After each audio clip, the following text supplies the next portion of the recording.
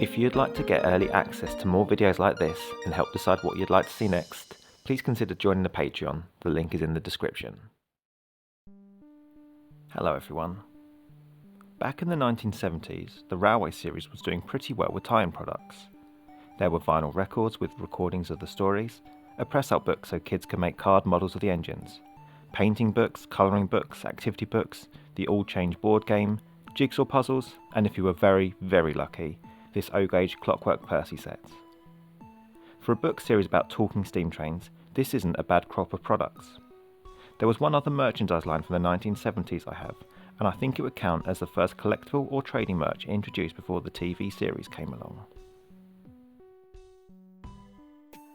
It's these very small reproductions of Railway series images which could be found on bars of Nestle chocolate. Each wrap had a picture of a character to be stuck into a collectible book which had some background about the characters. The book was called 12 Happy Engines, and as the name suggests, there were 12 engine portraits to collect. Like the first ever Sodor railway map, the book is the same size and shape as the books. I have the book with a complete collection of engines, so I thought it'd be fun to take a look through it today and see if there are any surprising bits of information in it.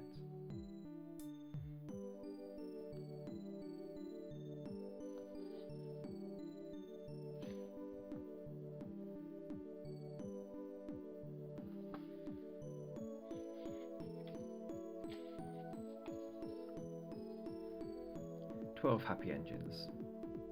Once upon a time, a little boy called Christopher was in bed with measles. He couldn't play or look at pictures. He found it dull, so his daddy told him stories about engines. They made them up as they went along, and retold them so often that they learned them by heart. Christopher's mummy asked his daddy to write them down so that other children could enjoy them too.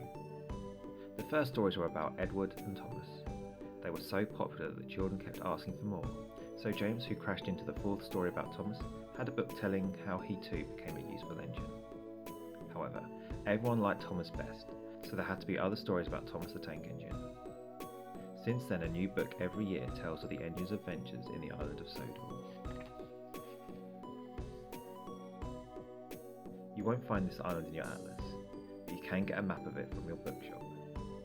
In addition to the Fat Controller's engines Thomas, Henry and Toby, there are the Thin Controller's little engines, such as Skarloey, Sir Handel and Duncan.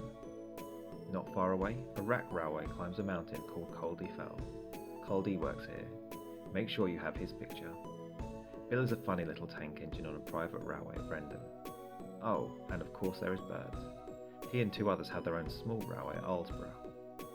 As you collect your pictures, you can read about the engines in this book. Lots and lots of boys and girls love doing this. We hope you have fun collecting your pictures and sticking them into their places in the following pages. So it's interesting that even back in 1970, it says that Thomas the Tank Engine is the most popular character, especially considering he hadn't been a main character in a story since Stepney the Bluebell Engine. But it showed he was a popular character from the very beginning of the stories.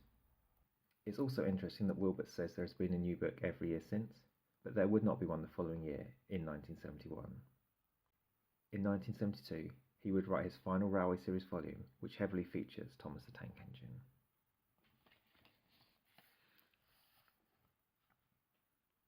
Edward is the oldest engine on the Fat Controller's railway. He is kind too, and the others are fond of him. One day, two naughty boys made James run away. Edward rescued James, but had to be mended at the works afterwards. The other engines gave Edward a splendid welcome when he came home. I'm not sure, but this may be the first time that we're told that Edward is the oldest engine on the Fat Controller's railway. I may just have forgotten where that's mentioned before. Henry looks proud of himself. He has just come back from Crewe. The Fat Controller sent him there to be mended after his accident. They gave him a new shape. Before this, he was always ill and couldn't pull his trains properly. Now he is ready for anything, and a really useful engine. Thomas was tired of pushing trucks and coaches about at the big station. He wanted to pull trains and see the world. He had his chance at last, and set off happily, but nearly cried with disappointment when the signalman stopped him and said he'd left all his coaches behind.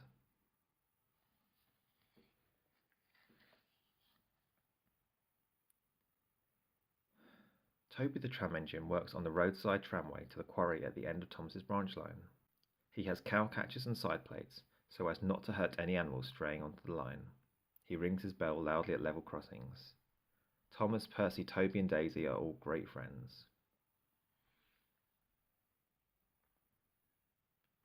Douglas was going to be scrapped, but escaped to the Fat Controller. He was painted black at first, and you couldn't distinguish between him and Donald, his twin.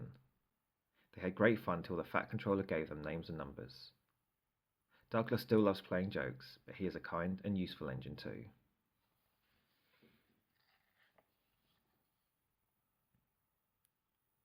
Daisy the railcar came to help on Thomas's branch line when Thomas had an accident. She was, at first, fussy and lazy, and gave much trouble, but when Toby chased a ball for her, they became friends. She worked hard after that, and the Fat Controller let her stay on when Thomas returned. Scar Lowy works on the Thin Controller's Railway. He is now a kind and useful engine, but when he came, 100 years ago, he was conceited even though he had no cab and only 4 wheels. They wanted him to pull trucks. That made him cross, so he sulked and blew smoke at everybody. He knows better now.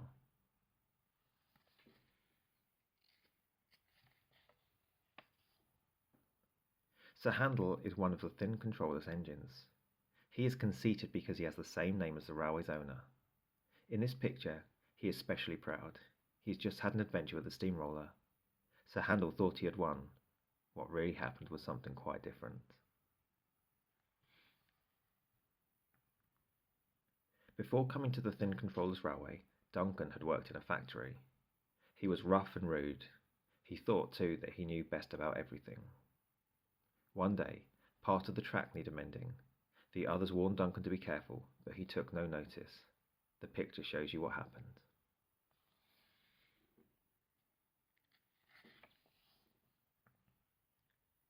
The letters on Bill's saddle tank show that he works for the Sodor China Clay Company. He pulls trucks all day to the harbour and back. The picture shows Bill and his twin with a party of visitors. They are a mischievous pair and love teasing other engines. They even played a trick on Gordon.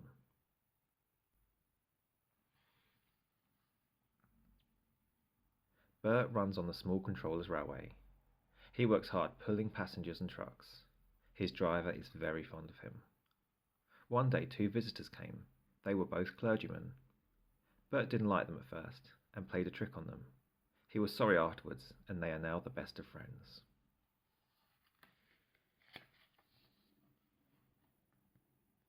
Long ago, a hermit lived in a cave. People gave his name Culdee to the mountain.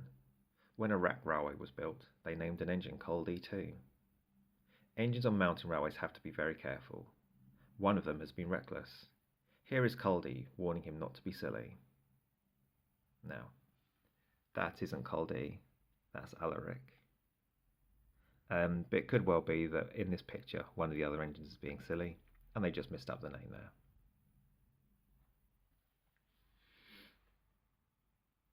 And I've got a spare Daisy if anyone wants to trade.